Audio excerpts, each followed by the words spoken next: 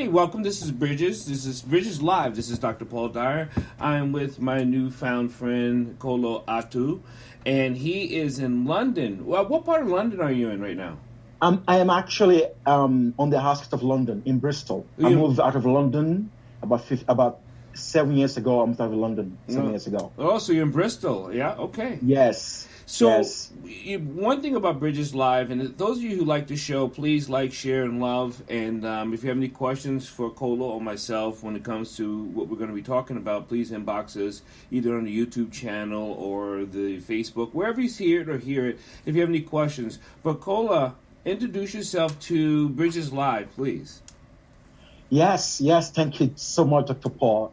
It's great to connect with you. And I have been on a journey for a pretty long time. I came to England when I was 17, and I went through some intense journey. It's like I guess I have to figure it out on my own. Mm-hmm. And I have been through Christianity. I left Christianity. I went into metaphysics, and I was very much into. I started changing my diet from the age of 19. I started really getting into running and changing my diet, and then by the time I was mid-20s, I fell into meditation. I met Anthony Robbins, and I kind of like come to a point where I moved on from there. I went into the Eastern spirituality with Dr. Eckhart Tolle, and that made a lot of sense to my life at that time, a lot of integration. Because there are some challenges I was facing at that time that there's no amount of prayer I could do that could change it. So I have to live with it. I have to accept it. Mm-hmm. And I cannot keep on putting myself in a place where I feel separated within myself. So in order to feel integrated and to feel in the present moment, I need to start practicing being in the present moment. And that's where I feel like my spiritual journey actually makes a lot of sense to me. That's when I stopped searching. I think it was in 2008. I think so. When I was 28, I stopped searching. And then around 2010, I came across I started doing yoga because I couldn't go out to run anymore because I couldn't walk up the staircase. Oh wow! Because I run too much. I was doing like 12 miles every day. And then I came across a book called A Course in Miracles. Mm-hmm. And at the same time, in 2010, I started doing Ashtanga yoga, mm-hmm. which changes the way I experience the energy in my body. And for the first time, something came alive, the way I experience. I think the breathing has a way of like energetically getting their chakra point, the energy center of the body, wakes them up. And my whole life changes. And then I begin to really understand the whole idea of being in the present moment and the whole idea that, the present moment is all there is. And at that time in my life, that really feels good. Not just feels good, it was healthy. I was able to be in the present moment. I was able to integrate, be in my body, rather than feeling like, oh, I cannot do this, and then feeling unhappy.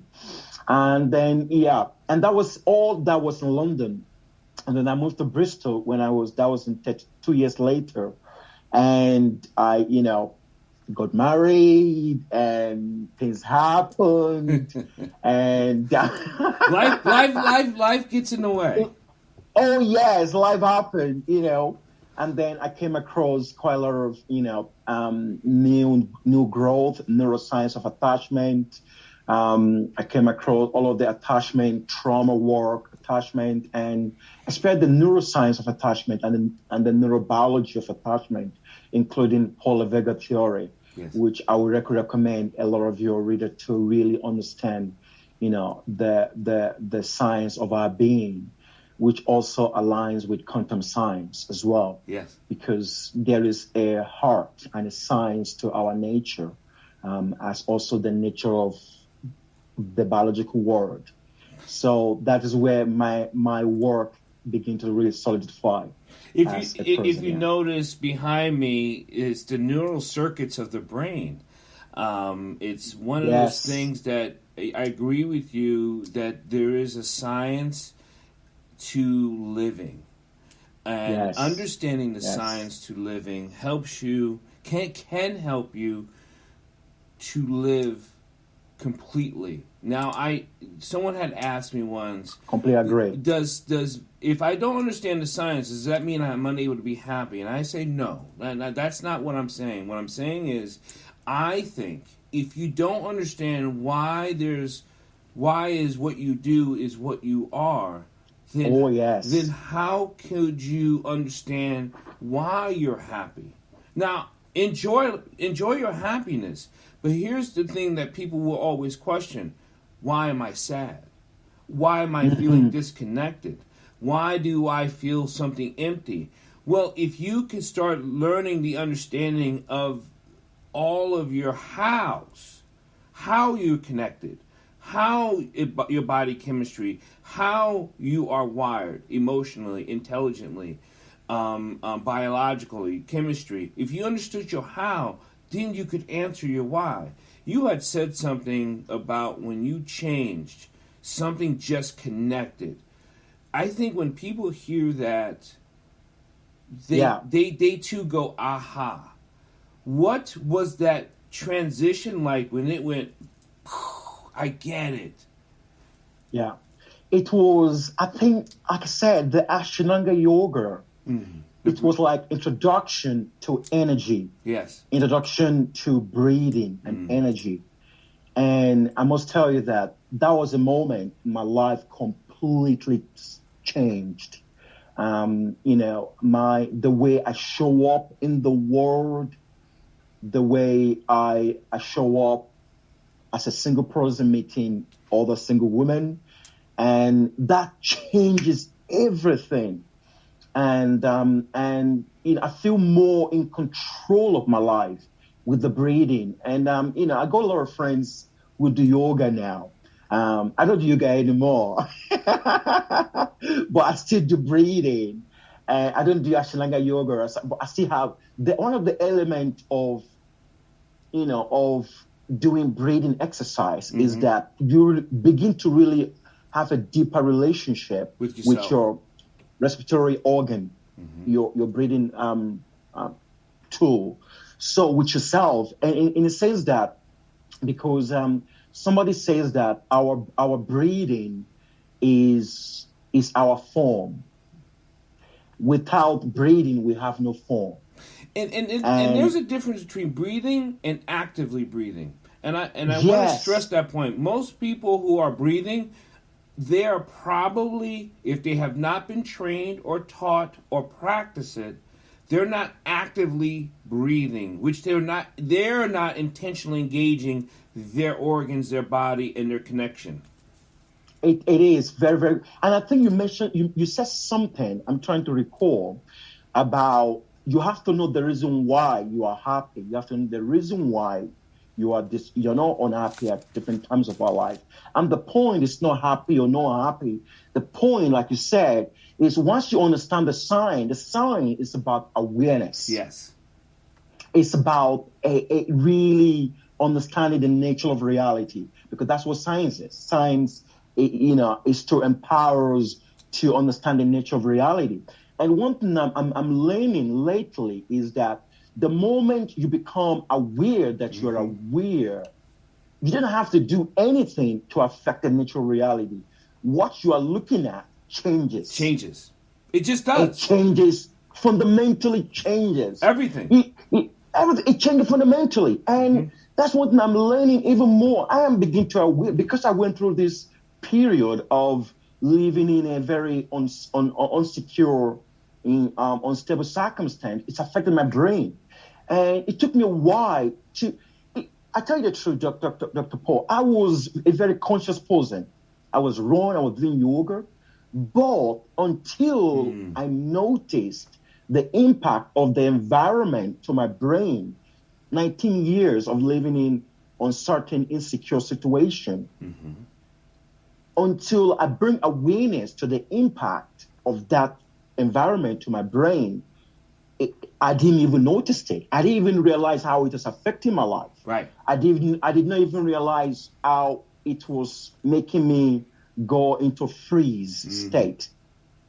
So it was recently, thank God for the lockdown, in a sense, the lockdown has its pros and cons. Everybody is resting. The nervous system, the universal nervous system is resting. Mm-hmm. So I was able to really be conscious that, oh my God, I think that that 19 years has really affected changed my brain in a sense that I actually begin to recall my friend was asking me, oh, why are you not excited about this thing like this happened? I said, I'm not excited about it because I don't think there's any excitement you should be excited about it. Because I have to live with something that I couldn't change. Right. So I have to live in the present moment. Correct. Not get excited about what is happening or the future. So that's part of the freeze experience. So it was until now I begin to see. Now I'm not practicing. How funny. I'm not practicing being excited about even things that's happening in my imagination that I've not even seen yet. I'm not practicing. That's what I practice every morning. I practice excitement about my day. It may look like, what's he talking about? Until you've been through experience of trauma and freeze, where you feel short and where you feel afraid of the future, like most trauma people, afraid of the present moment. Correct. So, you have to understand the science. I'm bringing awareness. I'm bringing awareness and to the situation, to a certain thing in your life. You can never change it. You can never change it, and that's the thing about the awareness. Some people say, "Well, I'm practicing awareness," and I said, "Well, here's the thing: you're either the observer or the observee. I mean, you have to understand where you are in your awareness. Once you know you're aware, where are you? Are you the one looking, or are you the one doing? There's a difference between in awareness. There's actually different states of presenceness, and I think for me being a Buddhist, a practicing Buddhist, for many years, over 30 years, and then being a Black Buddhist. That has always been this. You're black, and and I said, because once I opened my heart up to the universe and became aware and understanding my connection, that is when it all exploded into amazingness. Yes, I hear that. So, to help people along, Kola, and I'd like to, again, thank you for coming on Bridges Live.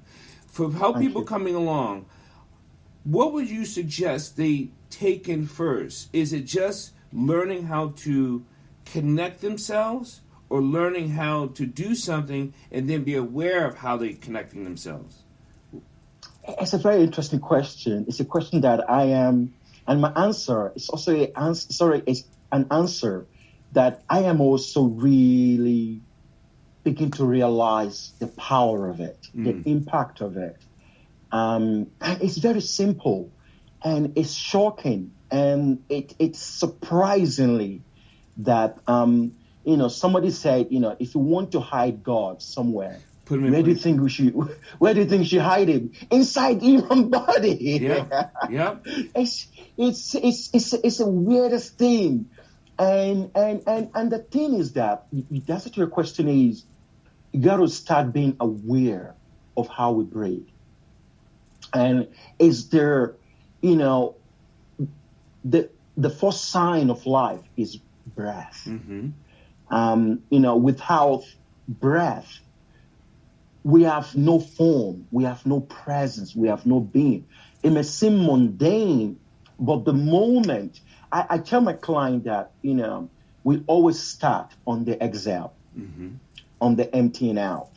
And that's where we start. And the reason why, if you look at it, when you actually lie down to start noticing your breath, the thing you start doing is that you start noticing that you're actually out of pace with your breath. Yeah. That's what you start realizing. And you're like, oh my God, I'm actually, 20, 50 steps ahead of my breath. So you have to start slowing down, right? Yeah. And the moment you start slowing down, you actually find that it's the exhale taking the pressure off, the brake. you're taking the pressure off the what do you call it, the pedal, that actually begin to slow things down. And which is the exhale until we're completely empty. And you get to the bottom, and I use that the description, like you get to the bottom of the sea and you find out how still the bottom of the sea is. Right. It doesn't move. There is no waving going on. No.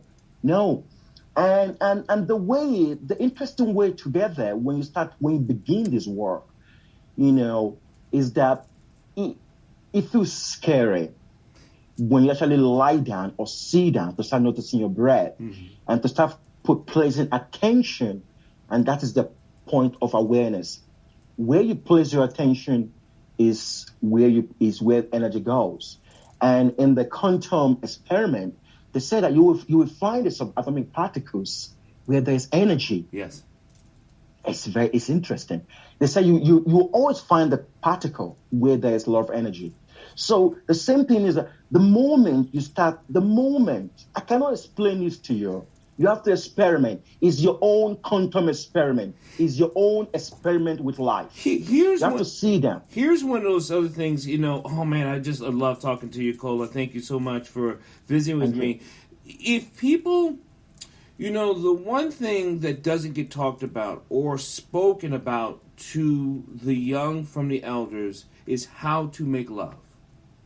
Yes. And the first person you can ever make love to is with yourself.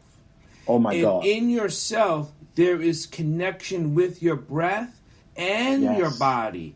So when you are joining your breath with your body, that is the first love making you are having with the universe and yourself. Because if anyone ever had, guys and girls and whomever, if you've ever had that connection with a human body, and you are making love, you are breathing.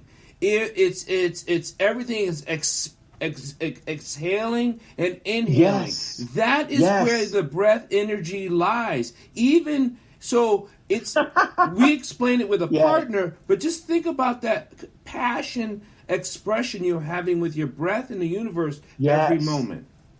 Yes, so profound.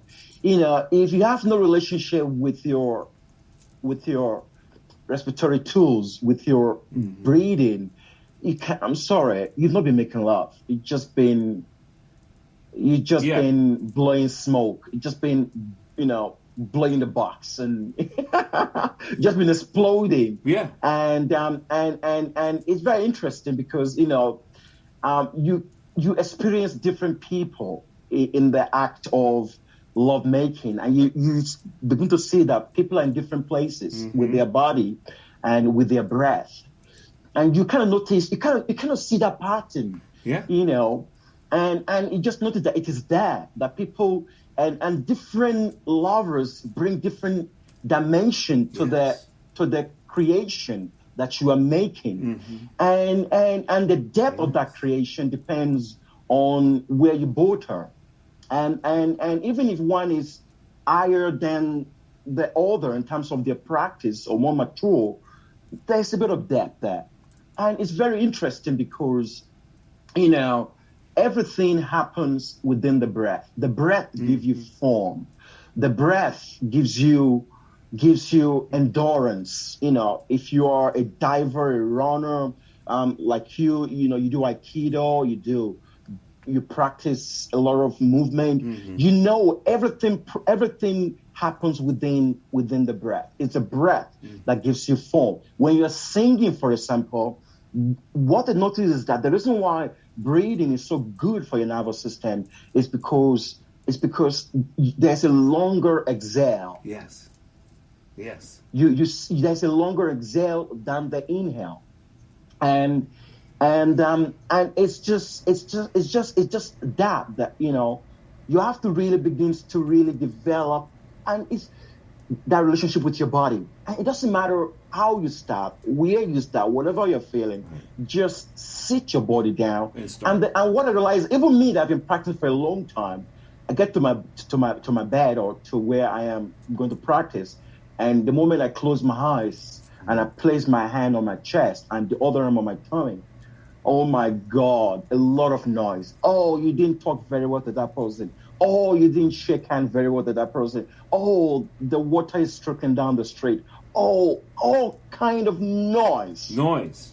Come. And then your body will now go to its own story. Oh, there's some pain here. Oh, the food is still in your tummy from yesterday. Oh, you need to go to the bathroom to pee. Oh, this. And those excuses, those things are yours. You have to just let them be. And that is where a lot of people give up. And especially if you haven't done it before, you would say that, there's some tension in my tummy. And that tension in my tummy is affecting my brain. I better stop and go just watch TV or just do something else. And that is a trick. And like I said, that the most important thing is that awareness. Just sit down and be aware of all the guests in your house. No judgment. When and if more people become awakened, we will stop all this bickering on many different levels, and we will start joining in a true sense of community. As in compassion and love. Yes, it's very powerful. You say that. It's very, very powerful. You just interject into that, and it's very interesting that as you are begin the practice of just noticing your breath. I know people who are really advanced practitioners who used to say that they can be an hour lying down to do breathing exercise. They are still dealing with their demons. They're dealing with a lot of noise. Yeah. And the most profound thing out of this practice is whether you're going to end up judging yourself about all the thing that comes up. Like you said, and that's the place self-compassion starts. Mm-hmm. That's the place not feeling guilty. I mean, I lie down to meditate, to do my breathing, and a lot of shame come up, a lot of insecurity come up about things I didn't do, about things I did have. Partially didn't finish up. And it's that place where you begin to see how you judge other people. Yeah, and because you judge yourself. How you judge yourself. Because you judge yourself. Yeah. And a lot, and we know, and I don't think, we mentioned words like ego and judgment, and as soon as you do that, you can, if you automatically resist those words, that is also a telltale sign that you have them. So if I tell you have a lot of ego and judgment, oh no, not me, that in itself lets you know you have judgment, because you just judged yourself. Yeah. It's very funny you say that. I have somebody who I'm dealing with, a very close one, and anytime I say, anytime I say there's some trauma here, I don't have trauma. And I'm like, look, I am traumatized, and I've been telling you for ages that I have my own issues, but we cannot work together if you keep avoiding this thing. And it's normal to have, critical voice in your head. It's part of human experience. It's normal to have judgment, because these are the things we learn growing up. That's right. But and the key is not, we're not trying to change you. We're not trying to change ourselves. Just aware. We're just trying to bring awareness. Awareness. We're not trying to change anything. Right. Just bringing awareness. It is that energy of awareness that we need to bring the soothing, blissful experience that begin to coerce our mind, and begin to soothe our mind like a great mother soothe a child, that then begins to really inspire change. You know what I find that's probably most difficult for men specifically, because we're two men, is when you start to open yourself up, you start to become highly sensitive. Yeah. And in that sensitivity, you're sensitive to words, you're sensitive to environments, and for myself speaking, it hurts because it develops a crying. I am saddened by what things might say. Not that I don't want you to not say something, but it hurts me and I'm saddened because I am open up to the feelings of others, to the compassion of others. So that sensitivity, it's in every sense of the word, it is very sensitive. So there is a lot of emotions. There is a lot of crying, or what you may feel, or feeling like, or helplessness. And those feelings are okay. Oh, yes. Oh, yes. I really like what you said about the sensitivity and that, as you begin to do this work, you become sensitive. And it's so healthy to be, to be alive and to be aware of energy and to just be aware and to be in touch with the power of words. And when people say harsh word, you notice it. Oh, this thing, they're like guides. My life has been saved by friends, from people who, if I have stayed close to them, I would have been off really badly. And I know friends who have been off by friends who have been, whose life has actually been destroyed by friends because they are not aware of their own emotions. Correct. So being sensitive is really, really, really powerful. And part of the maturity in this practice is that we begin to either regulate ourselves in a sense that people are allowed to be wherever they are, and we are allowed to feel whatever we feel, and also to create a boundary where the people we allow into our space are people that are safe, that care about their feeling and our feelings. Yes. And that is the way, there's sensitivity and there is healthy boundary. And I would say to somebody that empathy is a function of the mirror neurons. Yes, right. Because you cannot do empathy with somebody who have trauma, and therefore their mirror neurons is not working, it's not active. So if you're doing empathy with that person, somebody with some trauma that is untreated, you cannot do empathy because you are not in an attachment relationship with them. You're not in the care reciprocity relationship with them. So you have to move out of that boundary and then find a relationship where you can both do care reciprocity, where the person can pick up on your feelings and you can pick up on your feelings, and that is where mirror neurons is active and healthy and connected. And the only way you're going to recognize the mirror neurons that you're talking about that establish in the frontal lobe and for cognitivity is that if you become aware of how it's affecting you in your body. So exactly.